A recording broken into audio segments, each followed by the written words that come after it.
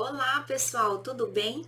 Na aula de hoje, nós vamos fazer a correção das atividades que eu deixei para vocês como tarefa na aula anterior. Vamos lá? Na primeira questão, eu perguntava o seguinte: é correto afirmar que em artéria só passa sangue? E por último, nós temos as plaquetas, que são as células responsáveis pela coagulação do sangue, né? Que são aquelas estruturas que no momento em que nós temos o extravasamento do sangue de dentro dos vasos sanguíneos, elas vão agir de maneira que esse sangue pare de extravasar. Então, numa situação, por exemplo, de hemorragia, são as plaquetas que vão atuar, ou até mesmo um ferimento que nós temos lá, por exemplo, nos dedos. Já os glóbulos brancos atuam na defesa e os glóbulos vermelhos no transporte de oxigênio e nutrientes, assim também como do gás carbônico, né? Então, esses gases que vão circular pelo corpo passam pelos glóbulos vermelhos. Então, no número 2, a resposta seria glóbulos vermelhos, glóbulos brancos e plaquetas, ok? Número 3.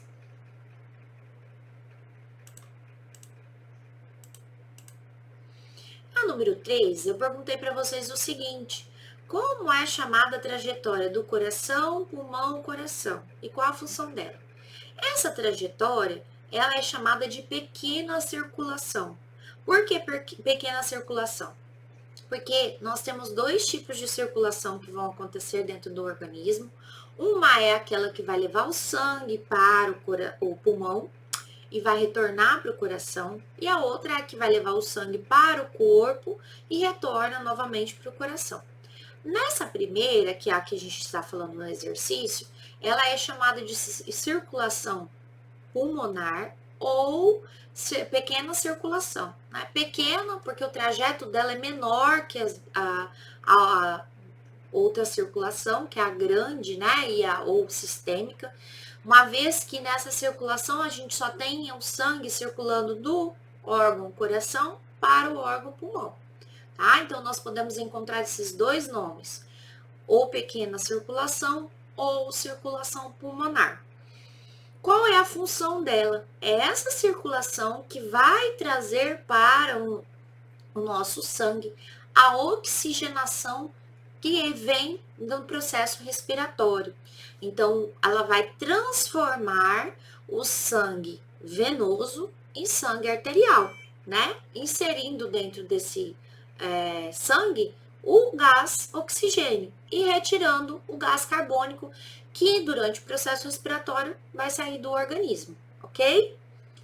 Próxima atividade, número 4. Na número 4, eu pedi para vocês colocarem a diferença entre o sangue venoso e o sangue arterial. O sangue venoso, ele é o sangue que veio da grande circulação. É o sangue que está pobre em oxigênio. Esse sangue, ele distribuiu o oxigênio para todas as estruturas do corpo, né? Todas as células, tecidos, sistemas, e ele retorna ao coração, né, para ser oxigenado na pequena circulação. Então, o sangue venoso é um sangue pobre em oxigênio e rico em gás carbônico, né? E já o sangue arterial, ele é o sangue que vai para a grande circulação e ele veio do pulmão. Então, o sangue arterial, ele é o sangue que está rico em oxigênio e pobre em gás carbônico. Por quê? Porque o oxigênio acabou de ser recebido pelos pulmões, né? E ele vai ser distribuído para o corpo. Então, na verdade, a gente não tem uma diferença, vamos classificar dois sangues. Nós temos diferenças na concentração dos gases, né? Essa é a maneira de diferenciarmos o sangue. E eu coloquei para vocês aqui em cima, né, uma retirada de sangue arterial e de sangue venoso, para fazermos a comparação de coloração. Geralmente, nos nossos livros, né, eu já até havia dito que o sangue, ele vem, as partes, as estruturas onde circula o sangue venoso vem em azul e a arterial vermelha. Então, a gente faz a comparação aí em cima do sangue arterial, que é bem vermelhinho, e o sangue venoso, desculpa, que tá bem escurinho. Por que o sangue venoso tá muito escuro? Porque ele tem pouca quantidade de oxigênio, ele tem mais gás carbônico, tá? Então a coloração dele é escurecida. Então é dessa forma que na hora que se retira o sangue para fazer um exame, se sabe se é sangue arterial ou sangue venoso, por exemplo. Dá para diferenciar dentro do frasco, né? Mas, né, a pessoa que vai fazer a retirada do sangue, ela geralmente já vai tirar da veia ou você vai fazer um exame específico da artéria. Geralmente é sangue da veia, ok? Vamos para número 5. Na número 5, eu perguntei como é dividido o coração humano, né? Ah, professora, tem diferença? Tem diferença, né? Por isso que eu coloquei humano. O nosso coração, ele tem a estrutura interna do lado direito e esquerdo que não se comunicam. E essas duas estruturas, elas se comunicam, né, através de uma abertura, um orifício que é chamada de válvula. Né? Aí nós temos na imagem, então, né? Aqui o lado direito e aqui o lado esquerdo. Desse lado direito, nós temos o átrio e abaixo o ventrículo. Do lado esquerdo, átrio e ventrículo. Então, o coração ele é dividido em 4 cavidades, 2 átrios e 2 ventrículos. 2 átrios, átrio direito, átrio esquerdo. 2 ventrículos, ventrículo direito, ventrículo esquerdo. E se te perguntarem, nesses dois lados tem comunicação? Não. Né? O sangue que circula de um lado não se comunica com o do outro. Então, do homem, né, dos mamíferos em geral, essa é a configuração. Coração dividido em 4 cavidades, ok? Número 6. Na número 6, eu pedi para vocês citarem 3 diferenças entre veias e artérias. A primeira diferença é visual aí nessa imagem. Nós conseguimos enxergar aqui, né, uma artéria, uma veia e um capilar. A primeira diferença é o tamanho, né, ou calibre, vamos dizer assim. Nas artérias, a parede da artéria ela é mais espessa, significa que dentro dela a abertura é menor, né? Então, nós podemos colocar como primeira diferença que a artéria possui parede mais espessa do que a veia, certo? Nós temos também a diferença no processo de levar e trazer o sangue, né? As artérias levam o sangue do coração para os tecidos. Já as veias levam o sangue dos tecidos para o coração. Então, o processo é inverso, né? A camada média das camadas que as artérias possuem e as veias possuem é mais espessa. Nas veias, a camada adventícia é mais desenvolvida. Então, a parede dela vai ser mais espessa, ao contrário das artérias. As veias apresentam estruturas que impedem um refluxo sanguíneo, que são as válvulas, né, ou valvas. Essas estruturas, elas vão fazer esse processo, né? O sangue passou, elas vão impedir que o sangue retorne, certo?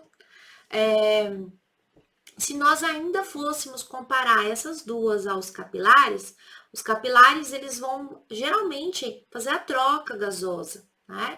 Dentre essas duas, a gente tem essa diferença. Além disso, os capilares eles são muito finos, né? Por isso o nome, parecidos com cabelo. E as camadas dos capilares são simples, né? Ele tem só até 3 tipos de célula ali presentes, ok? Além disso, nas artérias, essas paredes, elas são elásticas e muito fortes, enquanto, né, nas veias, isso não acontece. Então, retomando o que nós falamos, né? Aqui nós temos uma imagem que representa o coração, as estruturas corporais e os pulmões aqui em cima. A gente tem que lembrar que essas estruturas, elas se bifurcam, então são várias estruturas, necessariamente no exercício a gente não, na imagem, desculpa, nós não temos todas elas. Mas o trajeto que o sangue vai fazer, né? Ele sai do coração pelo ventrículo esquerdo passa pela artéria aorta, vai para o corpo. Esse sangue, ele era o sangue arterial. Lá no corpo, ele recebe mais gás carbônico, né? E distribui mais gás oxigênio, então ele passa a ser sangue venoso. E ele retorna, então, à estrutura cardíaca através das veias cava superior e inferior. Quando ele entra a estrutura cardíaca, ele cai dentro de uma das cavidades internas do coração, que é o átrio direito. Depois o átrio direito ele passa para o ventrículo direito. Esse sangue, então, ele vai precisar ser oxigenado, porque ele era sangue venoso.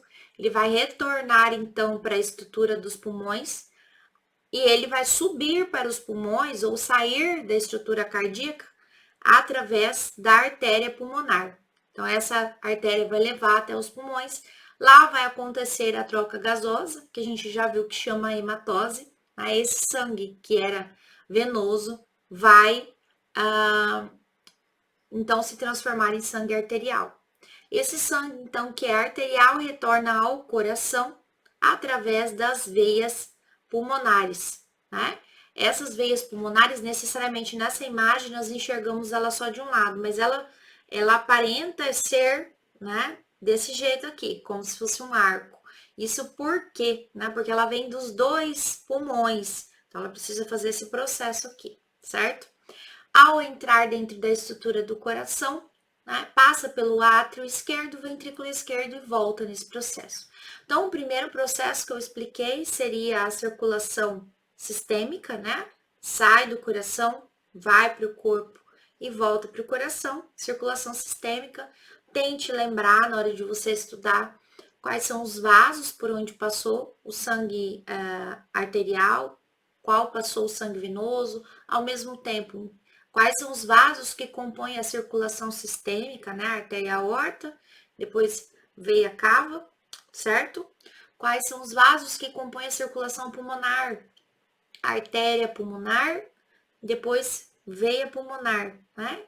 Porque o sangue sai do coração, vai para o pulmão, retorna ao coração. Essas seriam as duas circulações. E dentro deste processo, nós temos, então, as estruturas que nós acabamos de ver, né? Artérias, veias, capilares. Sempre sangue saindo do coração, artéria retornando veia, né? Sempre lembrar disso. E esse processo vai acontecer por dois movimentos, né? Contração, relaxamento. Contração, relaxamento. Contração sístole, relaxamento diástole. Ok? Então, uma forma de você retomar, como eu já tinha pedido para que vocês anotassem, né?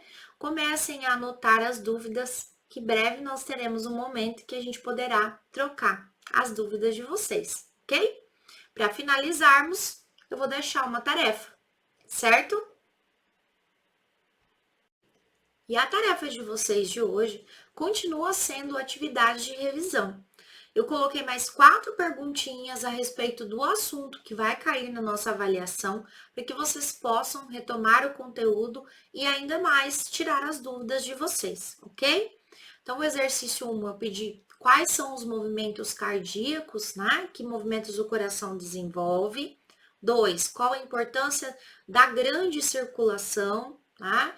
Que é aquela circulação que eu acabei de explicar lá, que vai para o corpo e tal, qual que é a importância, para que ela serve, em que vaso circula o sangue venoso, vocês vão pontuar desde a saída, né, do coração até o processo de ir para o pulmão e retornar, em que vasos, né? Eu não estou falando cavidade, somente vasos, ok? E na 4, qual que é a importância das válvulas cardíacas, desculpa, que são aquelas que vão estar presentes entre os átrios e os ventrículos, ok?